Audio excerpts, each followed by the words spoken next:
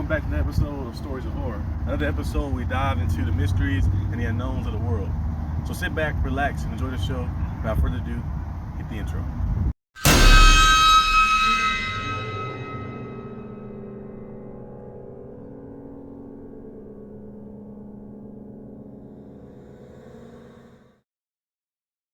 Hello viewers, welcome back to another episode of Stories of Horror. This is episode 22, and as you guys know, I'm your host, Darson Dwaylen Butler, co-creator of the Genesis, and this episode is about the Boston Strangler. And what I initially know about the Boston Strangler before we dive into some of the details and the stories and the mystery around the Boston Strangler, I know that he was a guy who, had over, I think it was 15 or 20 victims. He had a lot of victims of young women who were single, who lived alone. He used to go to their house, and he got the name for Strangler because he used to strangle them to death like that. I think he raped them and he strangled them, and sometimes he used knives here and there. But I guess those were for people who fought back maybe or tried to escape, or the strangle didn't work like that. So he used a knife to take them out.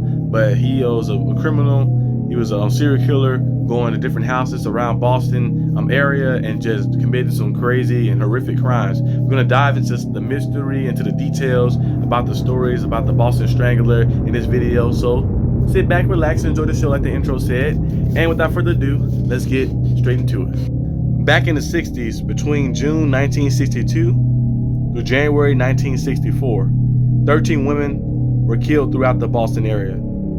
Their ages ranged from 19 to 85 years old. It was believed that the attackers had a pattern and was the same person for each of those murders, since each one had similar evidence. In each case, every woman was a single woman and lived alone, and they was raped, often with a foreign object, and their dead bodies was laid out and nude. Each death was done by strangulation, and some was done with a knife.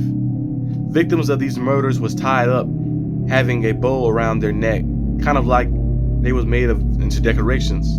These actions led to the killer's first name being the Silk Stocking Murderer, but eventually became the Boston Strangler as we know today.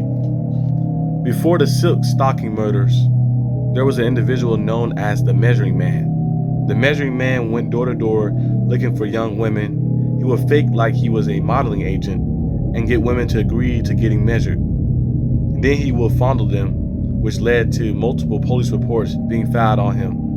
He would eventually get caught in 1960, and he would confess to being the Measuring Man. His name was Albert DeSalvo. He would be sentenced to 18 months in jail, but would be released after 11 months for good behavior. And when he got released, he proceeded to commit over 300 different accounts of sexual assault. Now that's basically kind of like the overall details about the Boston Strangler and what he did, the crimes he committed.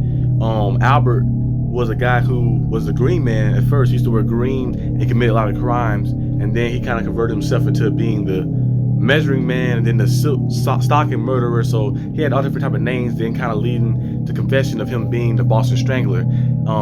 He claimed that he was the Boston Strangler. Now it was something a little shaky about his claim and stuff, because a lot of things happened around that time, and some people suspected that maybe he wasn't the Boston Strangler, maybe it was someone else, and he maybe was just doing that because he was a guy who thrived for attention and thrived wanted to be wanted a lot like that, and wanted to be known for his criminal actions and stuff. So some people think that maybe he just kind of said that to kind of just add more to his, I guess, some type of accolades he got like that.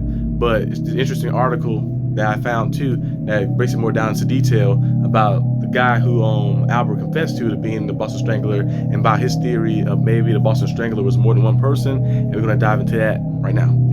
Written by Katie Serena back in December 2022, it states that Albert DeSalvo may have confessed to the rapes and killings of the Boston Strangler, but many doubted his guilt from the beginning. For starters, though he was able to recount the crime scenes in great detail, not a shred of physical evidence tied him to the crimes. His timeline matched up with the Boston Strangler murderers. DeSalvo was released from his first bout in prison mere weeks before the first Strangler killing, but he seemed like the kind of person who would have admitted to the murder spree upon his initial capture. According to the forensic psychiatrist Amy's Roby, DeSalvo was a very clever, very smooth, compulsive confessor who desperately needs to be recognized. Despite the fact that he may or may not have done it, DeSalvo was able to describe each crime in such detail that his own lawyer was convinced of his guilt. But despite their hopes of closing the case, many detectives and prosecutors believed DeSalvo's confession was a sham. In 1967, Albert DeSalvo went to the prison for the Green Man crimes, though he never stood trial for those relating to the Boston Strangler. He ended up escaping jail for a short period and being transferred to a maximum security prison a few weeks later. Some have suspected Nassar as the real Boston Strangler, the brother of DeSalvo, and that he convinced DeSalvo to confess to the killings so that he could split whatever money he could milk from publicity. Even when Richard, his own brother, went to see him, Nassar was always there and Albert wouldn't speak without his permission.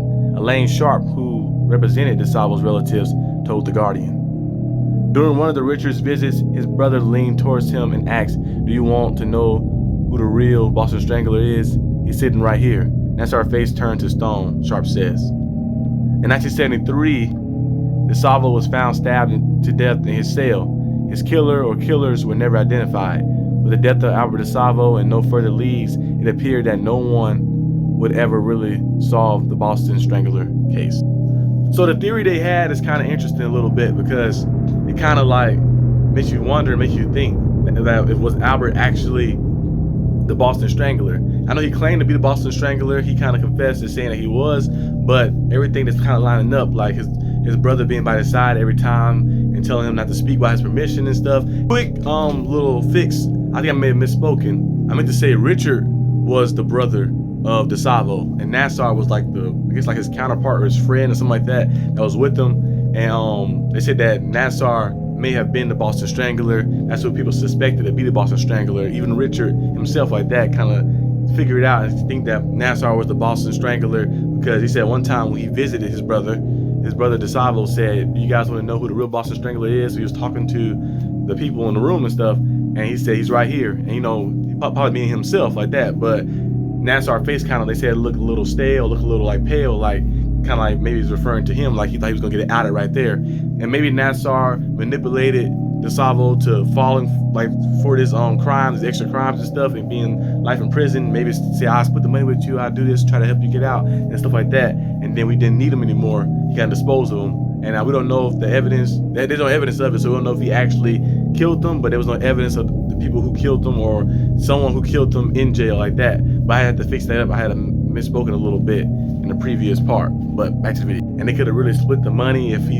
did claim to be the Boston Strangler, and also him dying in the cell, getting stabbed, and the murderer is still like unknown like that. We don't know who stabbed him in the cell. We don't know who killed them. And I know his DNA was found at Mary Sullivan's like I think it was on her teeth or something like that. It was found on the scene a little bit, but it could have been planted there because we know when the Boston Strangler did crimes, he used to just like it was no no sign of like breaking in or breaking and entering. It was just him just going in like that. You can like the way they had the evidence is just go in, like maybe the people that knew him like coming in like that, they like trusted him to let them in like that, but it was never no breaking and entering. And when you're seeing Albert's type of like criminal record and criminal history, it was always breaking and entering. Like everything was forceful. Like he had over 400 robberies and all types of stuff. So maybe they had like a little different styles. I don't know if he was switching styles up purposely to do it like that, but most of his stuff, when he was the Green Man, when he was the Measuring Man, and all that type of stuff, it like kind of like was all the same type of style. And that's why people led to him being those guys, but not to the Boston Strangler. But he claimed to be the Boston Strangler, but now he's dead because he got murdered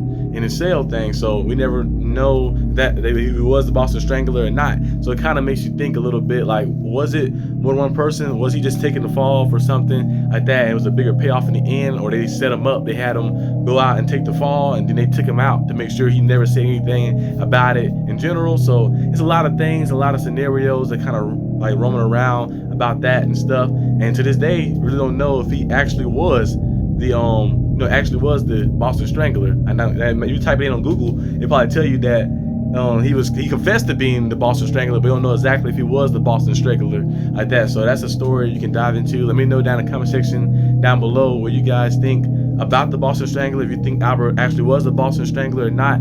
But that's all I got for this video, guys. I hope you enjoyed this video. I know he was gone last week, but we're back now. And next week, we're gonna have an amazing video too. I don't know exactly what the video is gonna be about, but you gotta tune in next Friday to see. But I'll see you guys next time on the channel. Peace out.